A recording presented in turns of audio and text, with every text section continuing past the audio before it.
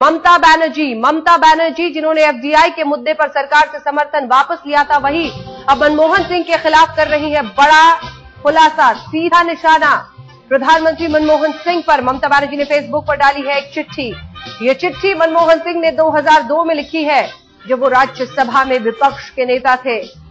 मनमोहन सिंह की ये चिट्ठी फॉरेन ट्रेड कमेटी के चेयरमैन सीटी सांघवी को लिखी गई है, जिसमें उन्होंने एफडीआई का विरोध किया है। एफडीआई के मुद्दे पर सरकार से समर्थन वापसी का ऐलान किया है ममता बनर्जी ने, याद कीजिए। और इसीलिए खुद प्रधानमंत्री मनमोहन सिंह पर हमला करते हुए वो बता रही हैं कि यही प्रधानमंत्री 2002 में जब वो विपक्ष के नेता थे राज्यसभा में, तो उन्होंने एफडीआई के खिलाफ जाकर ये चिट्ठी लिखी थी। फिर ऐसे में आखिर क्या हुआ पिछले कुछ वर्षों में कि प्रधानमंत्री मनमोहन सिंह अपनी सरकार को दांव पर डाल गए इसी एफडीआई के लिए, और ममता बनर्जी ने सरकार का साथ छोड़ दिया इसी मुद्दे पर। एक के बाद एक छीटाकशी का ये दौर चल रहा है, जिसमें तमाम पार्टियों की पुरानी चिट्ठियां, नोट के जरिए सभी एक दूसरे पर हमला कर रहे हैं। अभी तक बीजेपी पर हमला किया जा रहा था कि उस वक्त जब यशवंत सिन्हा थे फाइनेंस मिनिस्टर, या फिर वित्त मंत्री जसवंत सिंह थे, सभी ने एफडीआई को लेकर एक सकारात्मक रुख अपनाया था, पहल की थी बल्कि एफडीआई लाने की। फिर ऐसे में प्रधानमंत्री मनमोहन सिंह ने भी 2002 में ये चिट्ठी लिखी थी, जब वो विपक्ष के नेता थे राज्यसभा में। ये चिट्ठी बाकायदा फेसबुक पर डाल दिया है ममता बनर्जी ने। ममता बनर्जी पिछले कुछ दिनों से सक्रिय हैं फेसबुक पर, अपनी तमाम बातें, अपना नजरिया, सब कुछ वो फेसबुक के जरिए सामने रखती हैं। और अब उन्होंने फेसबुक के जरिए ही सीधे प्रधानमंत्री मनमोहन सिंह पर इस बार हमला बोला है। क्या है वो चिट्ठी, क्या लिखा था प्रधानमंत्री ने उस चिट्ठी में, आइए आपको बताते हैं। प्रिय श्री सांघवी, रिटेल में प्रत्यक्ष विदेशी निवेश को लेकर 6 दिसंबर 2002 को भेजे गए आपके पत्र के संदर्भ में कहना है कि 2 दिन पहले राज्यसभा में यह मुद्दा उठा था। वित्त मंत्री ने भरोसा दिया है कि रिटेल में प्रत्यक्ष विदेशी निवेश को लेकर सरकार के पास कोई प्रस्ताव नहीं है।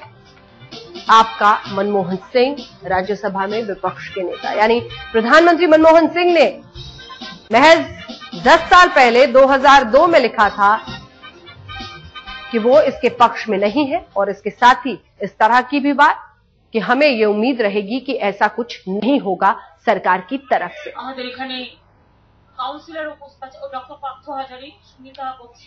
और इसी के साथ उठता हुआ वो गंभीर सवाल कि क्या इन मुद्दों पर तमाम पार्टियां एक राय है आर्थिक नीतियों को लेकर? सिर्फ फर्क इस बात से पड़ता है कि कौन सत्ता पक्ष में है और कौन विपक्ष में।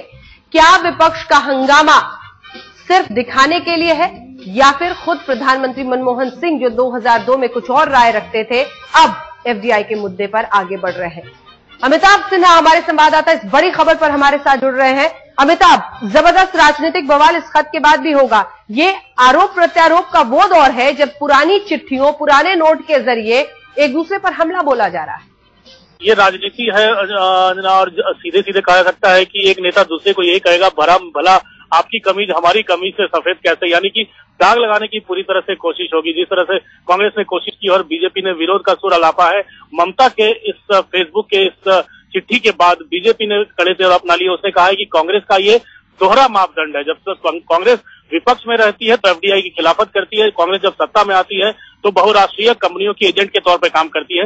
ये बीजेपी ने अभी खुले तौर पर आरोप लगाया है। लेकिन एक चीज तो साफ हो गई है कि एनडीए सरकार ने भी कोशिश की थी, कैबिनेट नोट तब पे बना था, कांग्रेस सरकार ने भी कोशिश की। लेकिन एक चीज अभी टाइमिंग को लेकर है, वही एक शक पैदा करता है कि अभी जब ममता बनर्जी और तमाम महंगाई से लेकर कोलगेट स्कैम चल रहा था, ऐसे समय एकाएक एफडीआई जो है खुदरा क्षेत्र में विदेशी निवेश का मामला क्यों सामने आया? यानी कि सभी पार्टियां सत्ता में रहती हैं तो उन्हें विदेशी निवेश के नाम पर ये जरूर याद आता है, लेकिन सत्ता से बाहर होती हैं तो एफडीआई खुदरा क्षेत्र में निवेश एंटी नेशनल नजर आता है।